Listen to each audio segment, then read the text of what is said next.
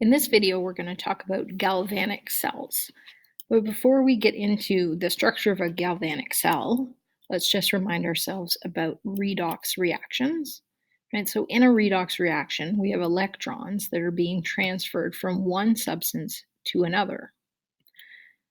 So the idea of a galvanic cell comes from the idea that if you could physically separate the oxidation reaction from the reduction reaction, and make the electrons flow through a wire, you could generate an electric current, because an electric current is just the flow of electrons. And so this study of converting things from chemical energy to electrical energy is called electrochemistry. And so a galvanic cell is part of electrochemistry.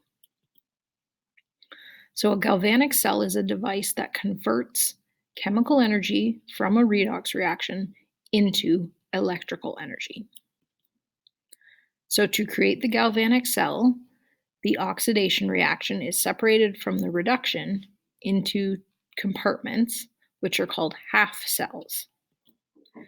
So each half cell is going to contain a solid electrode immersed in an electrolyte solution.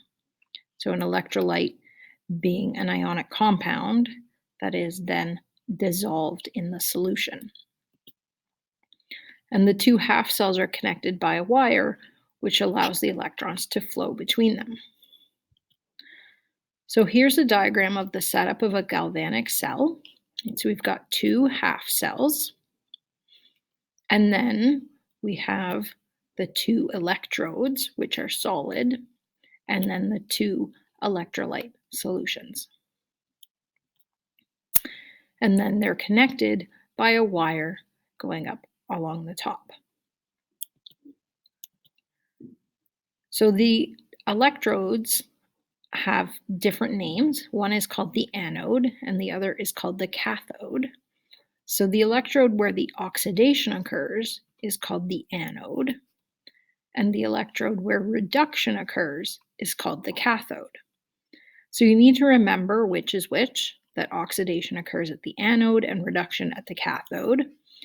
So one way you can remember that is that oxidation and anode both start with vowel, and reduction and cathode both start with consonant. Or you can picture this, a red cat riding an ox. So reduction cathode, anode oxidation. So let's look at a specific example to talk more about how a galvanic cell works. So we're going to look at the redox reaction where solid zinc is reacting with copper 2 ions to make zinc ions and solid copper. So as we've talked about in previous lessons, we can break this down into reduction and oxidation half reactions. So the oxidation half reaction is the zinc losing the 2 electrons to become a zinc ion. And the reduction half reaction is the copper gaining the 2 electrons, so the copper 2 ion gaining 2 electrons to become a copper atom. So if we think about those reactions in terms of this galvanic cell, so we're going to look at the oxidation side. So we've got a zinc electrode, so that's the solid zinc. And so because this is the oxidation side, that's the anode. And then in the solution, we have the zinc ions. So the electrolyte will contain zinc ions, and in this case, we'll use the example of zinc nitrate. So that's on the anode side. On the other side, on the reduction side, we have a copper electrode, which is the cathode, because this is where the reduction is occurring. And then we have an electrolyte solution containing copper ions. So an example could be copper 2 nitrate. Okay, so when you look at the reaction, it involves zinc and copper. So you're going to have a zinc metal and a copper metal in the electrodes, and then you're going to have zinc ions and copper ions in your electrolytes. So at the anode, the zinc electrode, the zinc is going to get converted into zinc ions, which will then go into the solution. And then the electrons that are lost will travel in the wire over to the reduction half cell. And there they will combine with the copper 2 ions in the solution to make more copper. So if you think about what's happening here, the zinc is breaking down, going into solution as zinc ions. The electrons then go to the other side, combine with copper ions, and make more copper. So the zinc electrode, the anode, is going to get smaller, and the copper electrode, the cathode, is going to get larger. So there's another part of the cell that's also necessary for it to be able to work, and that is a salt bridge. So that's shown in the diagram there. That's the salt bridge. So a salt bridge is a tube that contains a concentrated solution of an electrolyte. So an example would be sodium nitrate. But the concentrated solution that's in there is not going to react with any of the other chemicals in the cell.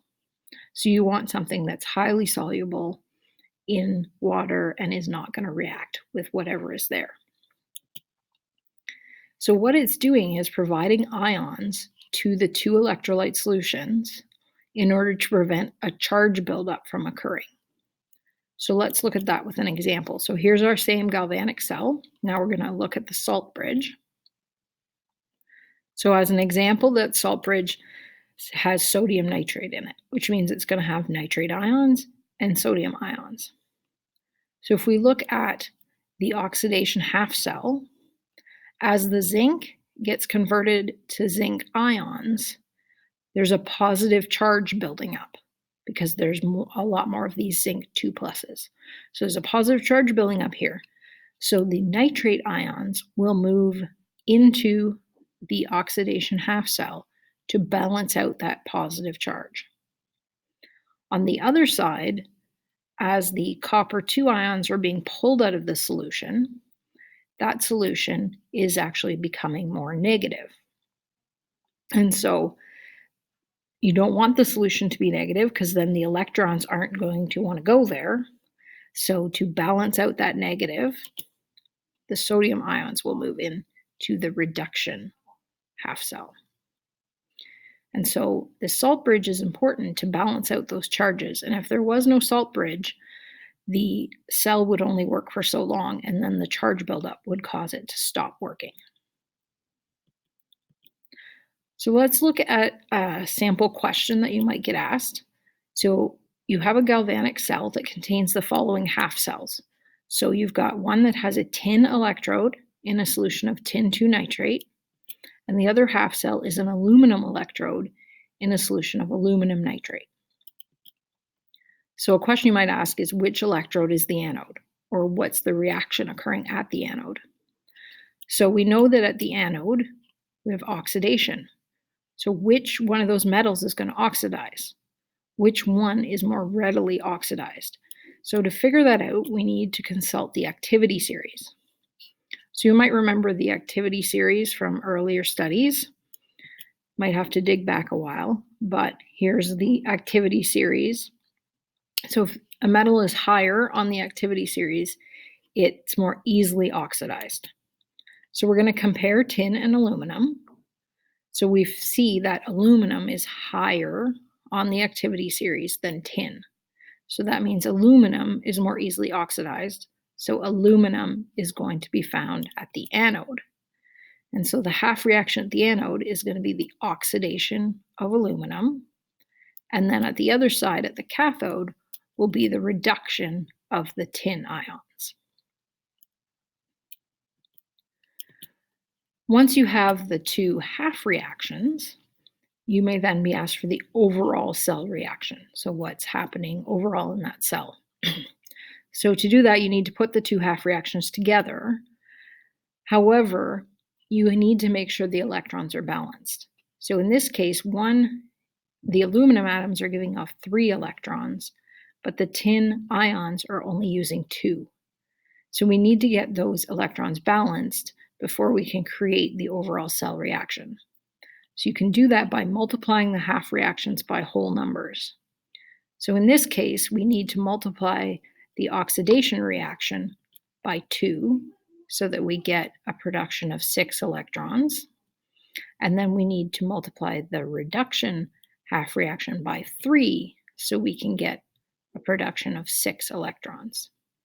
So now that we've done that, we can add them together. So there's 6 electrons on the product side and on the reactant side, so they cancel. And then we just add the two reactions together. So we have 2 aluminum plus the 3 tin ions on the reactant side. And then on the product side, we have the 2 aluminum ions and 3 tin atoms. So after being given just the information that you have aluminum and tin in a galvanic cell, you can come up with the reaction that is actually occurring.